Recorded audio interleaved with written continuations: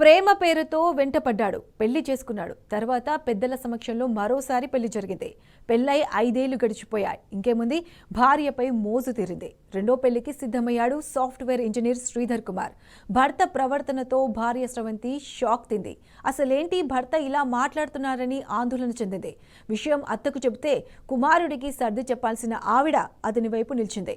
కట్న కానుకలు తీసుకొచ్చావా అని ఎదురు ప్రశ్నించింది. దీంతో బాధితురాలు స్రవంతి భర్త ఇంటి ముందు బైఠాయించి నిరసన చేస్తోంది.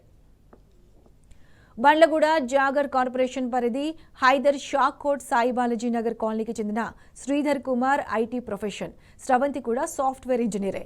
ప్రేమ పేరుతో స్రవంతి వెంట శ్రీధర్ పడ్డాడు. అతనిది నిజమైన ప్రేమ అనుకుని వెంట నడిచింది. ఇద్దరు పెళ్లి చేసుకున్నారు. ఏడాది తర్వాత వీరికి పెద్దలు గుడిలో వివాహం జరిపించారు. అలా 5 ఏళ్లు గడిచిపోయాయి. తర్వాత శ్రీధర్ వక్రబుద్ధి బయటపడింది. స్రవంతిపై మోజు తీరడంతో ఇంటి నుంచి వెళ్లగొట్టాడు. దీంతో భర్త ఇంటి ముందు స్రవంతి ఆందోళనకు దిగింది. తనకు న్యాయం చేయాలని వేడుకుంటుంది. పెళ్లి చేసుకుని ఇప్పుడు వెళ్లిపోవాలి అంటే తాను ఎక్కడికి వెళ్లాలని స్రవంతి ప్రశ్నిస్తుంది. తనను శ్రీధర్ను కలపాలని వేడుకుంటుంది. స్రవంతికి తోడుగా ఆమె తల్లి నిలిచింది. పెళ్లి చేసుకుని ఇప్పుడు వెళ్లిపోవాలని అనడం ఏంటి అని మండిపడింది. తన కూతుర్ని శ్రీధర్ భార్యగా అంగీకరించే వరకు ఇక్కడి నుంచి వెళ్లేది లేదని తెగేసి చెప్పారు. నా భర్త పేరు శ్రీధర్ కుమార్. ఈ ఇంట్లో మా అత్తయ్య మామయ్య ఉంటారండి. మేమిద్దరం ఇష్టపడి పెళ్లి చేసుకున్నాము. పెళ్లి చేసుకున్న తర్వాత చందానగర్ లో ఇద్దరం ఉండేవాళ్ళము. 2020లో పెళ్లి చేసుకున్నామండి. 2020లో మా మ్యారేజ్ అయింది. మ్యారేజ్ అయిన తర్వాత 1 ఇయర్ మేము చందానగర్ లోనే హ్యాపీగా ఉన్నాము.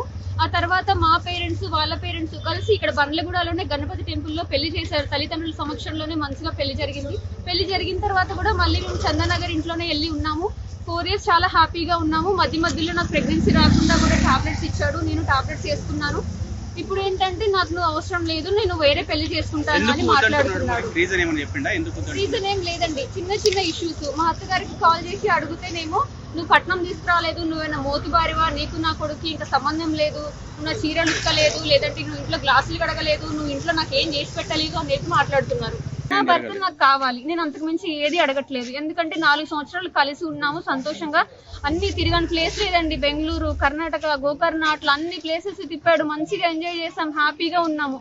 ఇప్పుడు నాకు నువ్వు అవసరం లేదని మాట్లాడితే నేను ఏం చేయాలి, వేరే పెళ్లి చేస్తానని చెప్పి చెప్తున్నారు మా అత్తయ్య గారు. నువ్వు నాకు ఫోన్ చేయొద్దు, నా కొడుకు పెళ్లి అయిపోయింది అని అనేసరికి నేను పిల్లని తీసుకుని అడవట్టుగా వచ్చానండి.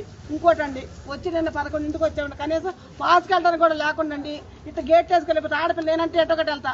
ఆడపిల్ల పాస్కి ఎక్కడికి వెళ్ళొద్ది. ఈ లోకల్లో ఆడపిల్లకి న్యాయం పెడితే మేము ఏమైపోవాలో. పల్లెటూరు ఎక్కడో సత్తపల్లి నుంచి వచ్చామండి మేము. మాకు తిండి లేదు, నీళ్ళు లేవు. ఎవరో తెలిసిన వ్యక్తి ఒక అతను వచ్చి ఏంటి ఇక్కడ ఉన్న నీళ్ళు పరుస్తాయి అంటే అన్నం తెచ్చి ఇచ్చాడు. అన్నం తిన్నామండి. ఆ కంపలమ్మడి పడుకొని మళ్ళీ లేకొచ్చి మళ్ళీ కూర్చున్నామండి. మేమేం చేయాలి, నా బిడ్డ జీవితం ఏంటి, నా బిడ్డకు న్యాయం కావాలి. మీ భర్త పేరు ఏం పేరమ్మా? శ్రీధర్ కుమార్ అండి. శ్రీధర్ కుమార్. వాళ్ళ మమ్మీ డాడీ పేరు? లోకమాత. అమ్మగారి పేరు, నాన్నగారి పేరు వెంకటాచారి, అన్నయ్య గారి పేరు చైతన్య కుమార్.